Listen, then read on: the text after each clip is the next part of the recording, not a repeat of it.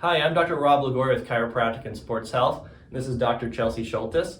We're here today to show you some basic stretches that we like to have people do when they're having a low back issue. You know, there's often a lot of areas of tightness in the muscles, and we want to help loosen those up as kind of part of your rehab plan and get you feeling better quicker. So we're gonna get down to the mat here. So Chelsea's gonna be my assistant here, showing the actual stretch. So we're gonna start with what's called a kneeling psoas stretch, really just like the hip flexors. So the area that she's trying to stretch right now is actually gonna be right here on this side on the right. So those muscles, those hip flexors are often tight in people, especially those populations where people are spending a lot of time sitting down in a chair. So think about your computer desk workers.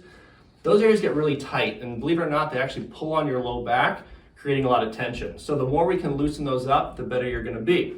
So what she's gonna do now is she's gonna kick this foot a little further forward and start to lean her hips forward into it, while at the same time tilting her shoulders back just a bit.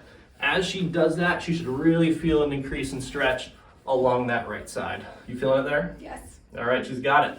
That means she's doing it right. If you're not feeling it there, then one of these areas needs to be adjusted when you're doing it on your own. I often have patients kick the foot forward a little further, or a big mistake is they often lean forward too far, and then they start to lose that stretch. So I'll have them bring those shoulders back just a bit to help out. So that's the kneeling psoas stretch. Generally holding that for about 30 seconds or so is about where you want to be. Now I'm gonna have Chelsea flip over on her back for our second stretch here.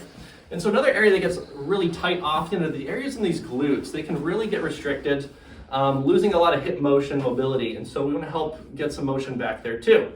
So this is a piriformis stretch. The easiest way to do this stretch would be on your back because you can really stay relaxed. What you're gonna do is you're gonna take your leg, you're gonna bring up over the opposite knee.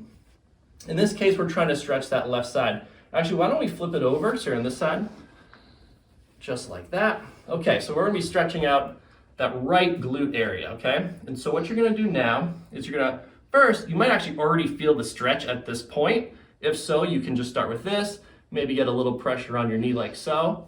If you don't have any stretch there yet, you can start to scoot this foot a little closer. Then you might start to feel a little more stretch in that hip. If you still don't have any there, you're then gonna take your hands, you're gonna reach behind the opposite knee and start to pull it forward toward you, just like that.